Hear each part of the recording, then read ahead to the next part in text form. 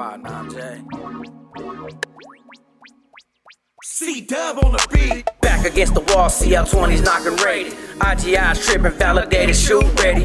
Hey, yo, what's good with everybody, man? I hope everybody's having a productive day, feeling blessed, and like I always say, it's one life, one chance. We only got one chance to do this right. Let's get it done. So with that being said, shout out to one of my subscribers who shot me a box full of his merch. I'm rocking his hats for the next 10 days. So as you can see, his Instagram's right there. Go ahead and check it out. His website right there and links to all his merch. He got 6 ski masks and tight hats, and he's coming out with new merch every month. Make sure you to go show your guys support, man. Thank you. Shout out to my subscriber, man. Thank you for the hat, man. I like it, though. Appreciate it. So with that being said, hit that subscribe button, hit that like. Always leave a comment. Let me know what you guys think in the comment section. Check the links in the description for my Apple and Spotify music. Go ahead and run my streams up, and you can check out my playlist section on my YouTube channel and check out my music right there. Thank you guys for you guys' time. Most importantly, thank you guys for you guys' support. Now, I seen a video today, right? And pretty much it was stipulating that the North and the South and the Paisas have come together with the end of hostilities solely for the purpose of uniting against blacks, to attack blacks. Now, look, I was an ex-Northerner myself for a very long time. I've never had a biased bone in my body. I've never been racist ever towards any ethnicity for that matter. But yes, prison and prison society and the way the system is designed, you know, it does make you kind of discriminatory a little bit. You know, you start to discriminate towards different races only on the aspects of the way they live, the way they conduct themselves, the way they approach matters, the way they resolve situations that we would resolve differently. The exercise of diplomacy, sometimes engaging with somebody else and how to resolve an issue and how to, and when we come together and try to resolve problems or when we become in conflict with one another, usually when another man bumps heads with another man or his car bumps heads with another car, you'll start to develop and you'll start to see the true colors of somebody else. Now, in the history of Norteños, yes, it was a loose alliance, but it was working together in alliance, not in alliance. It's stipulated very different. Northerners always relied on blacks, others, Asians, any other minority group worthy of our cause for assistance, to help, to aid and assist us, but we never asked any other ethnicity group to go to battle with us and for us. We've always held our battles by ourselves. We've always been low in numbers. All the gang wars that I've ever seen and I've ever partaked in, no other ethnicity group jumped for me other than me and my brothers as Northerners. It's hard to accept other people's realities and perspectives when me as an ex-Northerner and being a Northerner for so long and being an individual of status and leadership for so long, I've never once ever reached out to another ethnic group and asked, hey, can you help us out if we go to war? Hey, you gonna back us up? I've shared day rooms with different ethnic groups. Never once did I think, hey man, me and this group are gonna fight together for this table if the Sudanos and the whites try to take it from us. No, I relied on my people, my training, my weaponry and warfare training, and the dedication that my people are willing to fight low in numbers. So no, I kind of disagree with this individual and what he said that all of a sudden that we unite and the end of hostilities to attack blacks. No. Northerners have a history of living and being raised in black and brown communities. You go to the Bay Area, man, homies sound black as hell. That don't matter. You got different Euro areas and, you know, different boroughs that, you know, some homies are more Mexican than act black. Still, Northerners don't believe in racism. Northerners don't really discriminate like that. Like I said, the penal system kind of works that way. People are gonna gravitate towards the people that they know, where they come from, who they're most have in common with, and that's a Northern Mexican with another Northern Mexican. You know, back in the day, you didn't see Northerners gravitating towards Southern Mexican. Yeah, I might ask them, hey, where's my people at? Or I might ask them, hey, until I get in touch with my people, can I get a stamp? Can I get a letter so I can write the homies? Or can you assist me on shooting this kite this way? Yes, I will do that. But a Northern Mexican is going to gravitate towards a Northern Mexican. That's just a discriminatory factor that's placed in jail that they go by. Same thing for a Southerner. He's not just going to come to my side of the day room and just be like, hey, bro, you know, until my people show up on the yard, until you tell me where my homies at, I'm going to kick it right here with you guys. No, he's going to go with the Paisas. He's going to go with what we've been taught all these years because of the discriminatory and divisional lines that were established pre-80s. Like back in the day when it was just black, whites, and Mexicans dividing the yards. That's just how it works.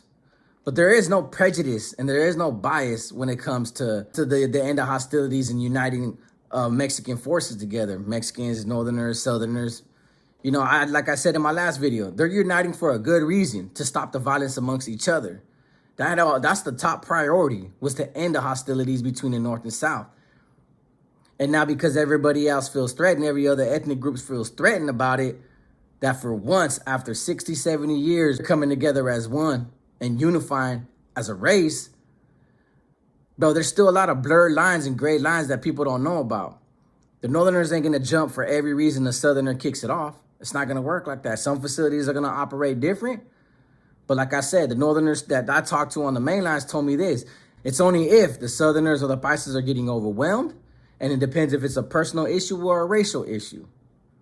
So you're not gonna see it countless times. And even if you do see it like that, a lot of my subscribers were telling me in the comment section, like, what's wrong with North and South uniting and being just brown?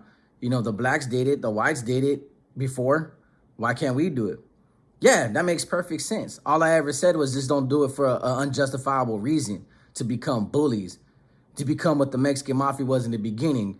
Their main ideology was uniting all Mexicans to fight these other ethnicity groups, to fight the BGF, to fight the AB, because they were getting oppressed. Yeah, it started off as a beautiful concept, then it got corrupted. This end of hostility started off as a beautiful concept, and I'm just asking that it doesn't get corrupted. Because to see that happen, I didn't get that chance to see that happen. I was already on the SNY. See, my mainline times, I went at it with blacks, I went at it with whites, and I went at it with Southerners. So I didn't get that peace. I never had that peace of mind on the mainlines. I was always half 60 with everybody, willing to go to war with everybody, not sure who wants to bring the war to us. So for the end of hostilities to allow Northerners and Southerners to finally program with a little bit more peace than they ever had before is why I've always supported it.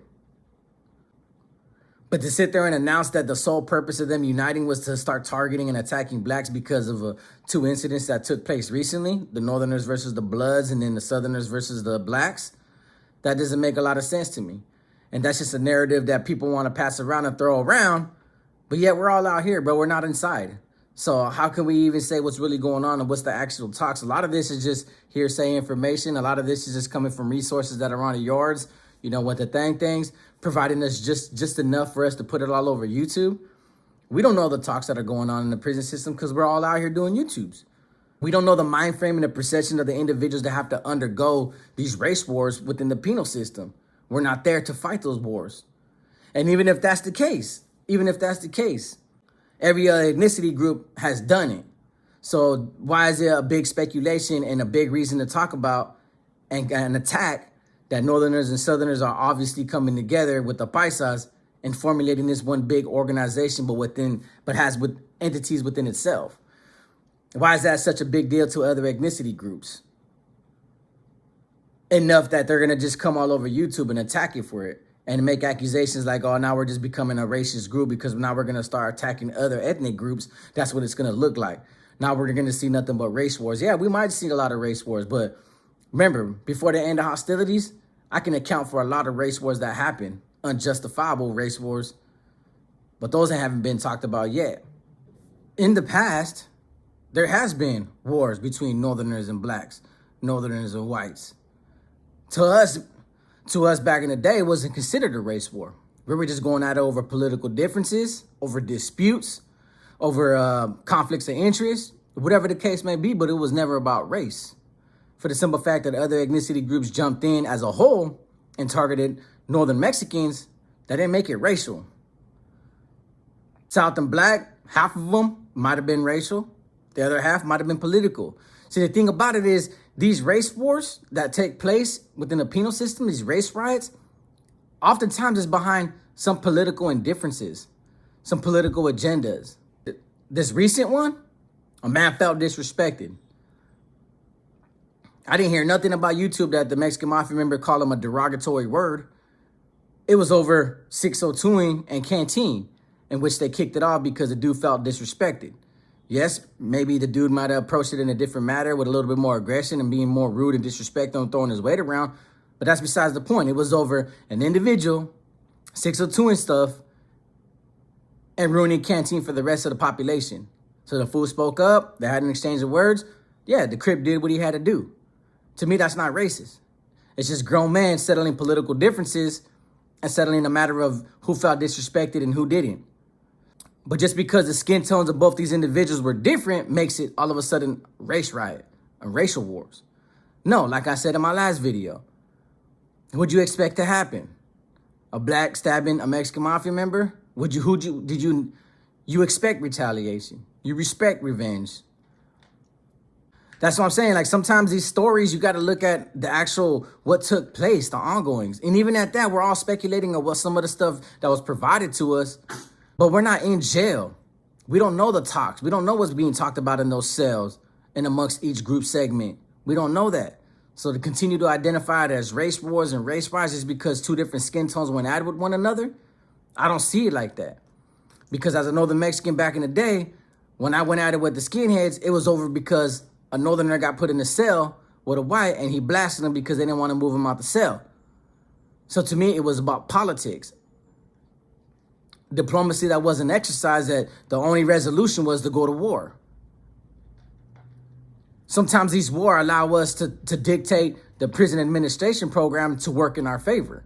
But for this individual to say that, you know, he's jumped for Northerners, he's kicked it off for Northerners. Man, I was in prison 8 years as a mainliner, and I rarely, and I mean rarely, ever ran into a Northerner that says, yeah, me and the blacks went at it with the Southerners and whites. Never. Now, if it happened back in the 90s, then so be it. Sometimes we got to remember that just because certain groups are discriminatory towards other groups doesn't make it racist. It's just the way prison's designed. Systematically, that's how it's defined and that's how it's structured. And then yet we have to play into that hand because of politics. Politics are usually designed to support that divisional line and those discriminatory factors. But then all of a sudden it's identified as racist. It's really not. A white man's not going to go to prison and say, you know what, I'm going to go kick it with the blacks. No, he's going to go kick it with whites. It's just how it is. A black man's not going to go in prison and allow the prison administration to sell him up with a white guy. It's not how it works. He's comfortable with his own people. That doesn't make it racist. Just because people kick it with their own ethnic group doesn't make it racist. What's making it racist is that people continue to talk about the narrative that blacks and South are going at it. It's a race riot. Northerners and Southerners coming together fighting blacks. Oh, it's a racial divide. Now it's about racism. No, it's not. It's about prison politics and the way prisons are ran, the prison society and the prison gangs run it. Before the end of hostilities, you didn't hear North and South saying, hey, bro, why these blacks always want to come together and fight? No, they're going to do what they want. Who are we to dictate their program? So just because the end of hostilities says the North and South and the bosses are coming together, why is that a problem for anybody else? It wasn't a problem for me, even though some people in my comment section thought it was. And there's a lot of people in my comment section supporting that ideology. But like I told them, if it's for justifiable reasons, yeah. But when that same ideology first started in the 50s, why do you think the NF broke off from the MA? Because the abuse towards their own people. Because the wars that they were continuing to fight outside of the ethnic group that we were a part of. Every good idea I've seen come from prison, it sounds good on paper. It sounds good from word of mouth. But it always gets corrupted. People are speculating all over YouTube, like, is this going to continue to happen? Remember, race wars, gang wars is bad for business. At the end of the day, these individuals want them phones. They want them dopes. They want that CO on the payroll. They want to be able to make moves and get high. Gang wars and race riots are going to just keep people on lockdown. So yeah, there's going to be probably a couple more incidences to dispute the differences. But remember, at the end of the day, they're all grown men that want to program and want to get back to business. So eventually they're going to pull up a chair at that table and say, all right, let's figure this out. Let's figure this out. But politics has always been the same, right? If one of your people do something wrong, you know, we always come together and be like, hey, bro, can you either handle your home or you can give them to us. We'll take care of it. Vice versa, blacks can approach Mexicans and be like, hey, homie, your homie messed up. Handle it. I've seen it done plenty of times where Sureños and Norteños handle their own people if it was going to help the diplomacy and stop a race war and a gang riot. It's worked like that back then, so it can continue to work now. Nothing's changed other than two groups together put the knives down and started to unite and become one for the sake of the bloodshed that was ongoing between them. Think about it. All these years, everybody, you know, the whites were in alliance with the South and the blacks were in alliance with the North, supposedly, but it never really worked like that. When the North and South went at it, you rarely ever seen whites jump in. I've never seen it. And the times that it happened with us, the whites didn't get in. Same thing for the blacks. The blacks ain't going to jump in if us and the South are going at it. No, they'll pass a kite, pass a weapon, relay a message, spread word of mouth to the other buildings for us. Yeah, they'll work in unison like that. Those gang wars have always been about North and South, and now that it's coming to an end, it's like people don't want to see that either. And they want to make videos about like, hey, why? And turn the tables and say, oh, it's because they're going to target other groups. No. Why can't you guys just be happy with the fact that North and South ain't fighting no more? But there's some little differences that they got to settle. And whatever's going on between the North and South is between them. The discussions on who's going to jump for who, how they're going to work hand in hand in unison, that's between the North and South and the Paisas. Allow these groups to actually stop the bloodshed and figure out these mutual agreements and these policies and procedures behind the end of hostilities. Let them figure that out by themselves. Without us all over out here on YouTube and in prison speculating like, hey, bro, they're just doing it to become bullies, or they're just doing it to, to be powerful because other ethnicities groups do it. No, they did it because they needed to stop the wars. They did it because the big homies needed to finally come out the shoot program and take care of business. I just look at it from a general standpoint and from the exact point that I'm seeing it. Nothing more, nothing less. Like I said, everybody's entitled to an opinion, so that man's going to be entitled to his opinion, and I respect it. I respect it in the sense that, he's going to speak freely about how he feels about all this. I just can't allow somebody to say, the North and South are coming together just to start attacking other group segments. I think that's very unfair. Very unfair. Give the end of hostilities a chance to see what it does. If it looks like that, then we can criticize that. But if it doesn't look like that, then so be it. It is what it is. So with that being said, like I always say, it's one life, one chance. We only got one chance to do this right. Let's get it done. Peace.